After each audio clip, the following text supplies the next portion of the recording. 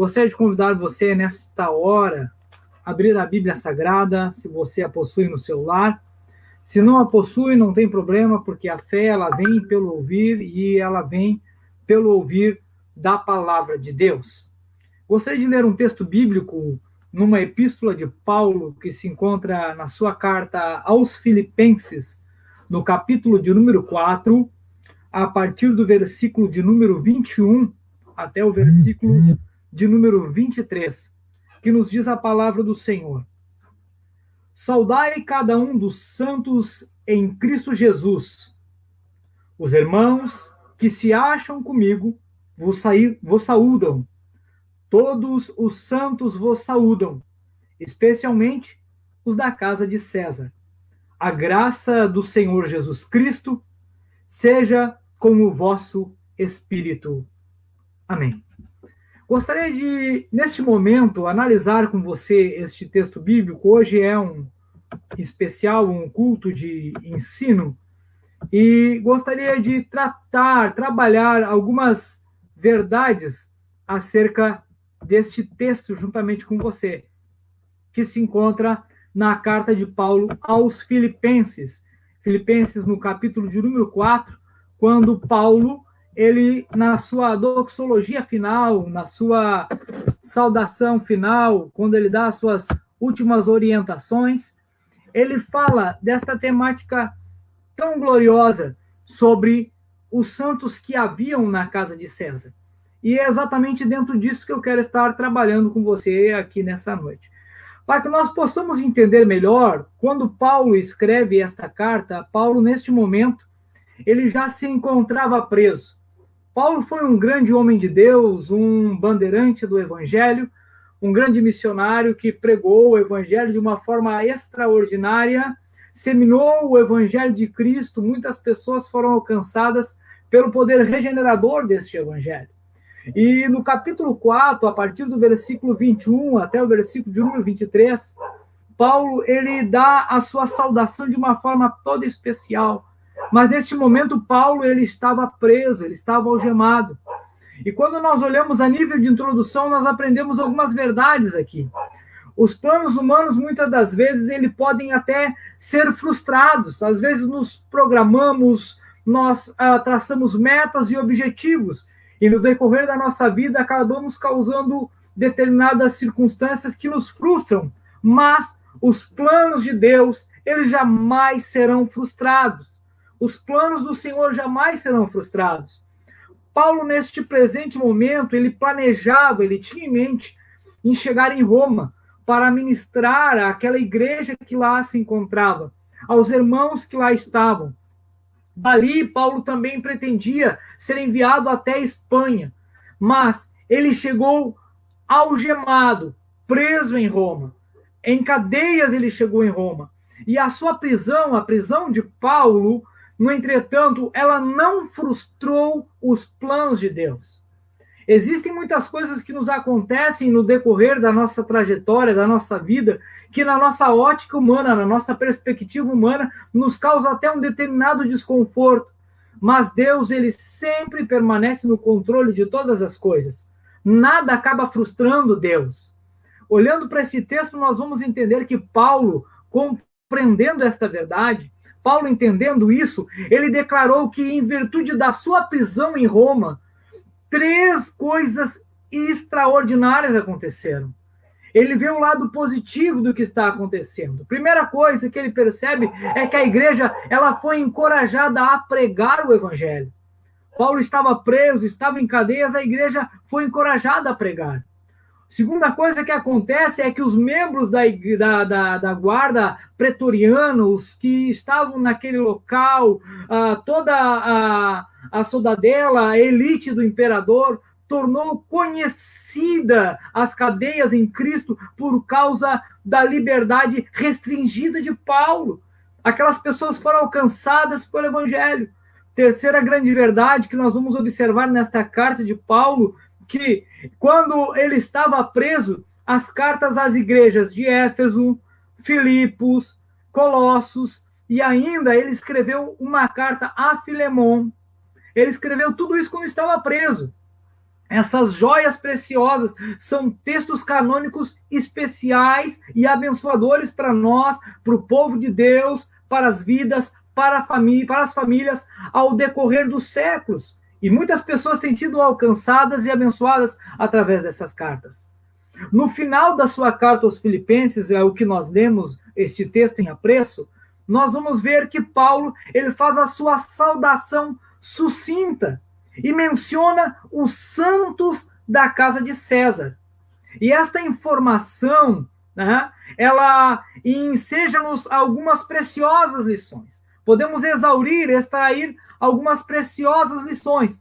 A primeira lição que a gente pode tirar desta carta, desta saudação, primeira lição que nós podemos tirar é a seguinte, que não é o lugar que faz o homem, mas é o homem que faz o lugar.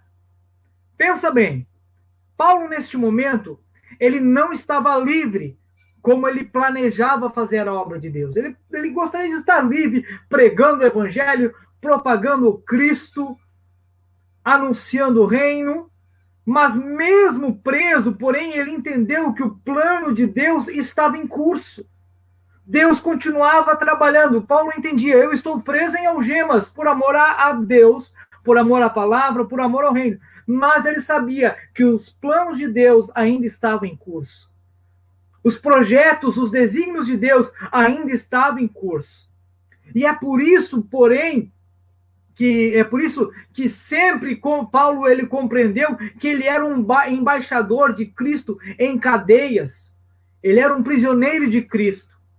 E ele transformou a sua prisão em um campo missionário. Ele não deixou que aquilo abalasse sua estrutura emocional, não deixou que aquilo abalasse a sua estrutura espiritual, não. Ele transformou aquela situação em um campo missionário.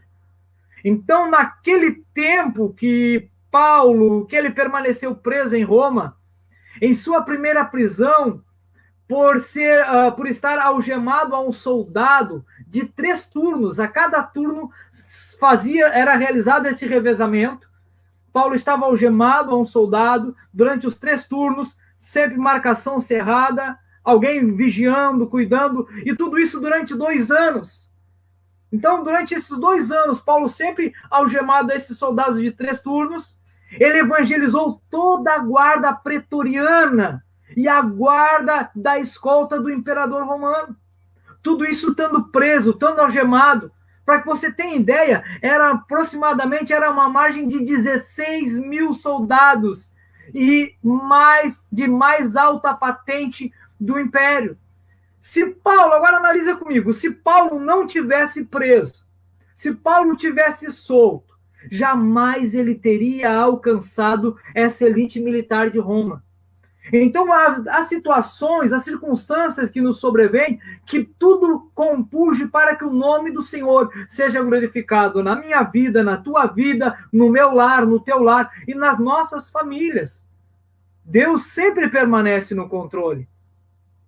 Então, Paulo ele estava preso. E longe do velho apóstolo ficar amargurado com aquela circunstância. Ele não ficou amargurado, ele tirou esse prisma, essa ótica da sua mente, do seu coração. Ele não ficou amargurado com aquela circunstância, né? Não ficou carrancudo, ele não ficou transtornado, não, em hipótese alguma. Paulo, nesse prezado momento, ele transformou numa promissora oportunidade de proclamar o evangelho entre algemas. Mesmo estando algemado, ele percebeu, ainda o evangelho de Cristo pode ser propagado. Embora as circunstâncias, às vezes, na nossa ótica, não se pareça favorável, o evangelho de Cristo é livre, o evangelho de Cristo ele tem um livre curso, e através da propagação do evangelho, o nome do Senhor é glorificado em cada vida, em cada lar e em cada família. E, em segundo lugar, nós vamos observar, vamos tirar essa lição, que nenhum lugar ou pessoa está fora do alcance da graça de Deus. Esta é a segunda lição que a gente pode tirar desta saudação que Paulo traz aqui. Por quê? Porque nós vamos observar que ele fala, que ele traz a saudação a todos os santos, especialmente os que estão na casa de César. Se você analisar comigo, a casa de César, ela era um antro de corrupção. Seu palácio era um reduto de intrigas, era um reduto de paixões infames, era um reduto de discórdia. Nero, ele era um homem devasso, violento. Sua crueldade levou ele até assassinar a sua própria mãe. E é neste ambiente que Paulo está tratando aqui. E é nesse ambiente hostil que muitos serviçais do palácio, eles foram convertidos a Cristo. É neste deserto de virtudes, onde não tinha virtude alguma lá naquele local. Não havia virtude nenhuma, que o evangelho resgatou as pessoas das gargantas do inferno e trouxe até a presença de Deus. E é nesse canteiro aqui de maldade, de devassidão moral, que as pessoas foram libertas, transformadas e salvas pela graça de Deus. Então não há lugar algum ou pessoa que fica fora do alcance da graça de Deus. Porque o evangelho, ele é poder de Deus para salvar. Este evangelho, esta palavra, ele é um poder de Deus para salvar. Ele salva homens, mulheres, ricos, pobres, doutores, analfabetos, pessoas aplaudidas pela sociedade e também pessoas que estão mergulhadas num caudal da mais tosca, repugnante depravação total e moral. Essas pessoas são alcançadas pela graça redentora de Deus. A graça de Deus alcança estas pessoas também. O terceiro ponto que eu gostaria de analisar é que não existe pessoas descartáveis para Deus. Quando eu leio este versículo que nós lemos, eu observo que dentro da perspectiva bíblica, dentro da perspectiva que Paulo nos apresenta em sua carta, não existe pessoas descartáveis para Deus. Na casa de César, nós vamos olhar que é lá na casa de César que Paulo está tratando, está se referindo, que havia santos lá. Na casa de César tinha eleitos de Deus, que foram chamados pelo evangelho de Deus, foram lavados pelo sangue do único e verdadeiro, genuíno Cordeiro de Deus, e foram transformados em novas criaturas. Não existem pessoas irrecuperáveis na presença de Deus. Para Deus não existe pessoas irrecuperáveis. Não existe pessoas descartáveis para Deus, não. Deus ama a todo e qualquer pecador. E Deus resgata o pecador. Deus recupera o pecador. Deus restaura, liberta o pecador. Não existe lata de lixo no reino de Deus. A Bíblia nos fala que Paulo destaca que há santos na casa de César. Há convertidos a Cristo nos lugares mais improváveis em toda a terra. Há convertidos a Cristo lá. E a palavra de Deus, ela é poderosa para vencer as maiores barreiras geográficas. A palavra de Deus é poderosa para transpor as barreiras linguísticas. A palavra de Deus é poderosa para transpor as barreiras culturais, raciais, porque o poder do evangelho, ele vai além da possibilidade e das probabilidades humanas. Ninguém é descartável para Deus. Deus ama você, Deus ama o teu lar, Deus ama a tua família. Há um projeto, há um desígnio estabelecido por Deus na vida de vocês. E em quarto lugar, aqueles que são salvos por Cristo, eles pertencem à única igreja verdadeira. Quando ele fala os santos da casa de César, ele está abordando que os santos da casa de César saúdam os irmãos de Filipos. É o que o texto aplica a nós, explica para nós. Eles não se conheciam. Muitos deles nunca se viram, nunca trocaram pessoalmente uma palavra. nunca se aproximaram, nunca trocaram um abraço, mas eles não se conheciam, mas eles faziam parte da mesma família. Eles faziam parte da mesma família. A distância, a geografia não podia separá-los. Hoje nós, mediante a circunstância em que vivemos, estamos divididos em diferentes locais, em diferentes religiões, e também, por que não dizer também, em diferentes denominações religiosas. Mas em meio a tudo isso, eu quero concluir dizendo que só existe uma verdadeira igreja. Só existe uma igreja verdadeira. Só existe uma igreja verdadeira. E esta igreja verdadeira, ela é o corpo de Cristo. Esta igreja é esta que é formada por todos aqueles que foram eleitos por Deus na eternidade. É formada por todos aqueles por quem Cristo morreu na cruz. É formada por todos aqueles que foram chamados pelo Santo Evangelho. É formada por aqueles que todos que creram no nome do unigênito Filho de Deus e foram selados com o Espírito Santo da promessa. Nós somos uma só igreja.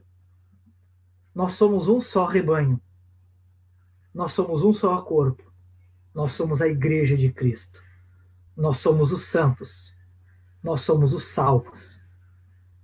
E gostaria de deixar para você esta reflexão, dizendo para você que Deus ainda continua conduzindo e orquestrando tudo de uma forma toda especial.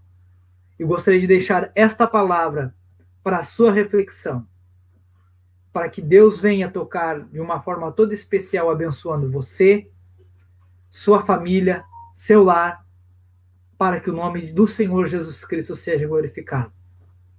Gostaria de ter a permissão, neste momento, de orar juntamente com você e abençoar o seu lar. Quero convidar você, neste momento, onde você estiver nos assistindo, orar juntamente com a sua família. Oramos ao Senhor. Senhor Deus e Pai de toda a glória. É no nome do teu Filho amado Jesus Cristo que queremos ser gratos a Ti por tão grande salvação. Queremos louvar o Teu nome, Senhor, pelo Teu sacrifício perfeito na cruz. Confessar diante de Ti os nossos pecados, reconhecendo as nossas falhas, nossas fraquezas e as nossas limitações. Reconhecendo, Senhor, que de Ti somos e a Ti pertencemos, e o quão limitados somos, ó Pai. A nossa vida, as nossas preocupações, as nossas ansiedades queremos depositar neste momento aos Teus pés, aos pés da cruz, pedindo que a Tua mão de proteção divina possa estar em cada vida, possa se encontrar em cada lar, possa se encontrar em cada família. Nós queremos abençoar de uma forma toda especial e que o Teu nome, única e exclusivamente o Teu nome, ele possa ser glorificado. Senhor, eu abençoo a cada um, em nome de Cristo Jesus te agradeço. Amém e amém. Que Deus vos abençoe em Cristo Jesus, que esta palavra ela possa estar tocando fortemente no teu lar, no teu coração e na sua família. Que Deus vos abençoe em Cristo. Estamos contentes, estamos felizes por poder, com todo carinho, com todo zelo, adentrar de uma forma especial no seu lar, trazendo esta mensagem de fé, trazendo esta mensagem de esperança, trazendo esta mensagem de bálsamo, para que o nome do Senhor venha a ser, de uma forma toda especial, glorificado. Agradecemos ao carinho de todos vocês, agradecemos ao carinho da família, dos lares, dos salvos, dos santos. Que Deus vos abençoe ricamente e copiosamente em Cristo. A igreja, a de Florida, continua